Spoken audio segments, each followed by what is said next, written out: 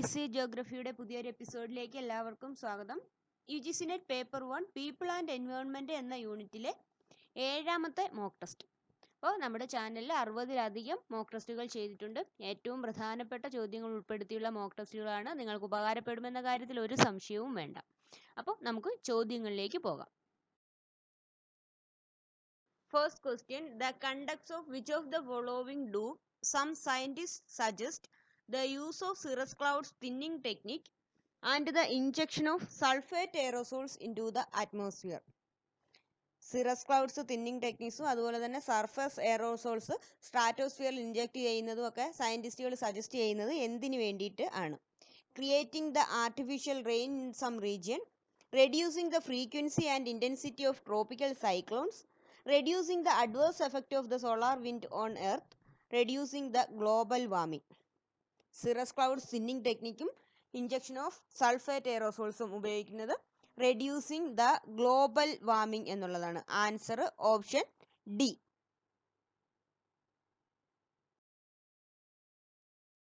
Next one, which of the following is an example of manmade ecosystem? Manmade എക്കോസിസ്റ്റത്തിന് example ഏതാണ്? Tissue culture, aquarium, herbarium, forest. നമുക്കറിയാം അക്വേറിയമാണ് manmade ആയിട്ട് ഉള്ളത്. കൃത്രിമമായിട്ട് ഉണ്ടാക്കിയെടുക്കുന്നത് അക്വേറിയമാണ്. Answer option B.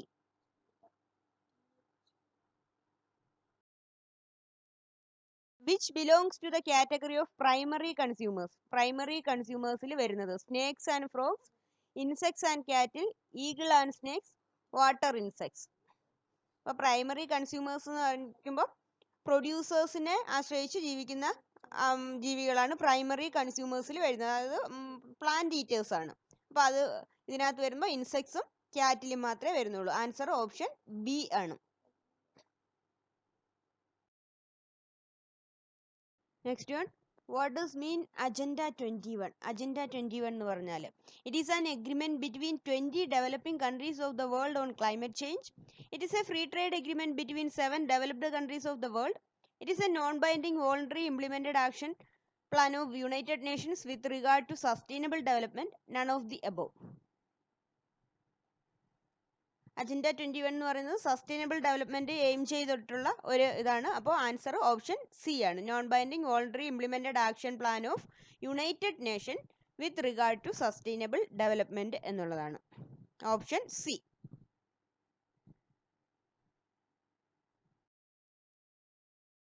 Fifth one, Indian government's target of producing power from biomass by the year 2022 is 2022 കൂടി ബയോമാസിൽ നിന്നുള്ള പവർ പ്രൊഡക്ഷൻ എത്രത്തോളം വർദ്ധിപ്പിക്കണം എന്നുള്ളതാണ് ഇന്ത്യൻ ഗവൺമെന്റിന്റെ target. 50 GW, 20, 15, 10. Answer option D ആണ്. 10 GW ആണ് ബയോമാസിൽ നിന്നുള്ള പ്രൊഡക്ഷൻ 2022 കൂടി. ടോട്ടൽ റിന്യൂവബിൾ എനർജിയിൽ നിന്നുള്ള ടോട്ടൽ ഇൻസ്റ്റലേഷൻ പറയുന്നത് 175 GW ആണ്. അത് റിന്യൂവബിൾ എനർജിയിൽ നിന്ന് മൊത്തത്തിൽ 175 GW ആണ്. 2022 കൂടിയുള്ള എനർജി കപ്പാസിറ്റിയാണ് പറയുന്നത്. അതിൽ 100 സോളാറിൽ നിന്ന്, 60 വിൻഡിൽ നിന്ന്, 10 ബയോമാസ് നമ്മൾ പറഞ്ഞു കഴിഞ്ഞു, 5 സ്മോൾ ഹൈഡ്രോ പവറിൽ നിന്ന്. അങ്ങനെയാണ് 175 എന്നുള്ള റേറ്റും വന്നത്. അത് 175 എന്നുള്ളത് ടോട്ടൽ റിന്യൂവബിൾ എനർജിയിൽ നിന്ന് ഉള്ളതാണ്. In the air, nitrogen and oxygen occur naturally, but they do not react to form oxides of nitrogen because.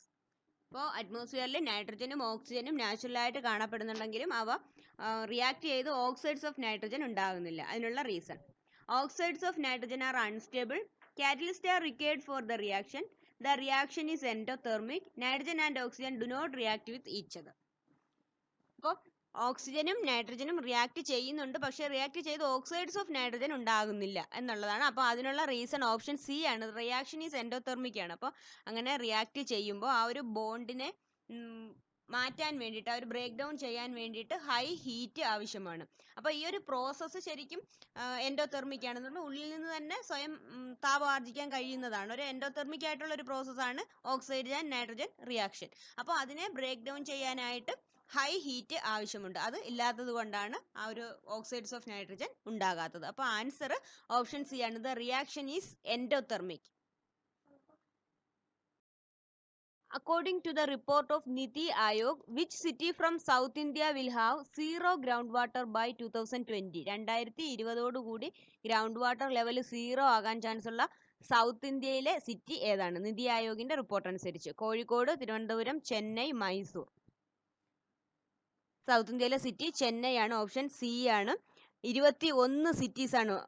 Delhi, Bangalore, Chennai, Hyderabad, ഈ മെയിൻ സിറ്റീസ് എല്ലാം കൂടെ ഉൾപ്പെടെ 21 സിറ്റികളിലാണ് 2020 ഗ്രൗണ്ട് വാട്ടർ ഇല്ലാതാകും എന്ന് നിതി ആയോഗിന്റെ കണക്കുകൾ പറയുന്നത്. അതൊരു 40% ഓഫ് ഇന്ത്യസ് പോപ്പുലേഷനും ഒരു ഡ്രിങ്കിങ് വാട്ടർ അവൈലബിലിറ്റി ഇല്ലാതാകും, 2030 ഇല്ലാതാകും എന്നുള്ളതാണ് അവരുടെ പഠന കണക്കുകൾ പറയുന്നത്.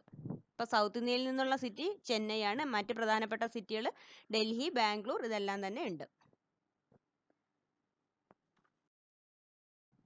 Next one, find out the false statement. തെറ്റായ സ്റ്റേറ്റ്മെന്റ് ഏതാണ്? മോഡേൺ അഗ്രികൾച്ചറിനെ കുറിച്ചാണ് പറയുന്നത്. Increased per capita food production, makes soil infertile, controls pollution, protects biodiversity. അപ്പോൾ മോഡേൺ അഗ്രികൾച്ചർ എന്ന് പറയുമ്പോൾ യൂസ് ഓഫ് ഹൈ ടെക്നോളജി അതുപോലെ തന്നെ ഹൈ ഫെർട്ടിലൈസേഴ്സും ആണ്. അപ്പോൾ ടെക്നോളജീസ് ഒക്കെ ഉപയോഗിക്കുമ്പോഴും അതുപോലെ തന്നെ ഫെർട്ടിലൈസേഴ്സ് ആയിട്ട് കൂടുതൽ ഉപയോഗിക്കുമ്പോഴും പ്രൊഡക്ഷൻ വർദ്ധിക്കും. അപ്പോൾ ഫസ്റ്റ് സ്റ്റേറ്റ്മെന്റ് കറക്റ്റ് ആണ്. Modern agriculture increase per capita food production. Next one പറയുന്നത് agriculture make soil infertile. Modern agriculture അപ്പോൾ ഈ കൂടുതലായിട്ട് ഫെർട്ടിലൈസേഴ്സ് ഒക്കെ ഉപയോഗിക്കുന്നതും അതുപോലെ തന്നെ ഈ ഹൈലി ടെക്നോളജി ഉപയോഗിക്കുന്നുണ്ടെങ്കിലും പക്ഷെ കണ്ടിന്യൂസ് ആയിട്ടുള്ള ഒരു പ്രൊഡക്ഷൻ ഫെർട്ടിലിറ്റി കുറയ്ക്കുകയാണ്, സോയിലിൻ്റെ ഫെർട്ടിലിറ്റി കുറയ്ക്കുകയാണ്. അപ്പോൾ മുൻപാണെങ്കിൽ കുറച്ച് നാൾ കൃഷി ചെയ്തതിന് ശേഷം അത് തരിശ് ഭൂമിയായിട്ട് ഇടുകയോ ഇല്ലെങ്കിൽ ഈ പ്ലാന്റ് ന്യൂട്രിയൻസ് സോയിലിൻ്റെ ഫെർട്ടിലിറ്റി കൂട്ടുന്ന പ്ലാന്റുകൾ കൃഷി ചെയ്യുക, അങ്ങനെയൊക്കെ ആയി സോയിലിൻ്റെ ഫെർട്ടിലിറ്റി കൂടുന്നുണ്ടായിരുന്നു. പക്ഷേ ഈ മോഡേൺ അഗ്രികൾച്ചർ എന്നതോടെ കണ്ടിന്യൂസ് പ്രൊഡക്ഷനാണ് നടക്കുന്നത്. അപ്പോൾ അത് സോയിലിൻ്റെ ഫെർട്ടിലിറ്റി കുറയ്ക്കും. അപ്പോൾ രണ്ടാമത്തെ സ്റ്റേറ്റ്മെൻറ്റ് കറക്റ്റ് ആണ്. Modern agriculture makes soil infertile. Next one പറയുന്നത് മോഡേൺ അഗ്രികൾച്ചർ കൺട്രോൾസ് പൊല്യൂഷൻ. അപ്പോൾ കൂടുതലായിട്ട് ഫെർട്ടിലൈസേഴ്സ് ഒക്കെ ഉപയോഗിക്കുന്നത് തീർച്ചയായും അത് പൊല്യൂഷൻ വർദ്ധിപ്പിക്കുകയാണ്. എയർ പൊല്യൂഷനും അതുപോലെ തന്നെ ഈ അഗ്രികൾച്ചറൽ വേസ്റ്റിൽ നിന്നുള്ളതും ആ വേസ്റ്റ് വാട്ടർ ബോഡീസിലൊക്കെ ചെന്നിട്ടും അങ്ങനെ പൊല്യൂഷൻ വർദ്ധിക്കുകയാണ് ചെയ്യുന്നത്. ലാൻഡ് പൊല്യൂഷനും വാട്ടർ പൊല്യൂഷനും എയർ പൊല്യൂഷനും ഇതെല്ലാം തന്നെ മോഡേൺ അഗ്രികൾച്ചർ കാരണമാകുന്നുണ്ട്. അപ്പോൾ മൂന്നാമത്തെ സ്റ്റേറ്റ്മെൻറ്റ് തെറ്റാണ്. മോഡേൺ അഗ്രികൾച്ചർ കൺട്രോൾസ് പൊല്യൂഷൻ എന്നുള്ളത്. നമുക്ക് നാലാമത്തെ നോക്കാം. Modern agriculture protects biodiversity. അത് കറക്റ്റാണ്. ഇങ്ങനെ കൂടുതലായിട്ടുള്ള പ്ലാന്റ് ഒക്കെ ഉണ്ടാക്കുന്നത് മൂലം ആ ഒരു ബയോഡൈവേഴ്സിറ്റിയെ പ്രൊട്ടക്റ്റ് ചെയ്യുന്നുണ്ട്. അത് കുറച്ച് കാലത്തേക്ക് എന്നുള്ളതാണ്. അപ്പോൾ എന്തായാലും ഈ പറഞ്ഞതിൽ റോങ് സ്റ്റേറ്റ്മെന്റ് എന്ന് പറയുന്നത് കൺട്രോൾസ് പൊല്യൂഷൻ എന്നുള്ളതാണ്. Answer option C.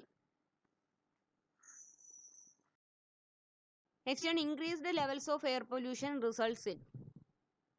അപ്പോൾ കൂടുതലായിട്ടുള്ള എയർ പൊല്യൂഷൻ എന്തിന് കാരണമാകും? Soil erosion, global warming, respiratory problems, all the above. എന്തായാലും എയർ പൊല്യൂഷനും സോയിൽ ഇറോഷനുമായിട്ട് ബന്ധം വരുന്നില്ല. Then global warming, air pollution ഉണ്ടാക്കുന്ന ചില മെറ്റീരിയൽസ് ഗ്ലോബൽ വാർമിങ്ങിന് കാരണമാകുന്നു. പക്ഷേ എയർ പൊല്യൂഷൻ ഗ്ലോബൽ വാർമിങ്ങുമായിട്ട് നമുക്ക് ബന്ധപ്പെടുത്തി പറയാൻ പറ്റില്ല. ചില എയർ പൊല്യൂഷന് കാരണമാകുന്ന ചില ഗ്യാസസ് ഗ്ലോബൽ വാർമിങ്ങിനും കാരണമാകുന്നുണ്ട്. ദെൻ റെസ്പിറേറ്ററി പ്രോബ്ലംസ്, തീർച്ചയായും എയർ പൊല്യൂഷൻ റെസ്പിറേറ്ററി പ്രോബ്ലംസ് ഉണ്ടാക്കുന്നുണ്ട്. അപ്പോൾ ആൻസർ ഓപ്ഷൻ സി ആണ്, റെസ്പിറേറ്ററി പ്രോബ്ലംസ് എന്നുള്ളതാണ്. Last one, which of the following is the main discharge from the coal based power plant.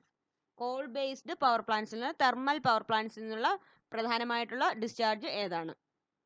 SPM, fly ash, smog, none of the above. Thermal power പ്ലാന്റ്സിൽ നിന്ന് പ്രധാനമായിട്ടും പുറന്തള്ളപ്പെടുന്നത് fly ash ആണ്. Answer option B. അപ്പോൾ നമ്മുടെ 10 questions ഇവിടെ പൂർത്തിയായി. നിങ്ങളുടെ വിലയേറിയ അഭിപ്രായങ്ങളും നിർദ്ദേശങ്ങളും അറിയിക്കാൻ മറക്കണ്ട. മറ്റൊരു വീഡിയോയുമായി നമുക്ക് വീണ്ടും കാണാം. Thanks for watching friends.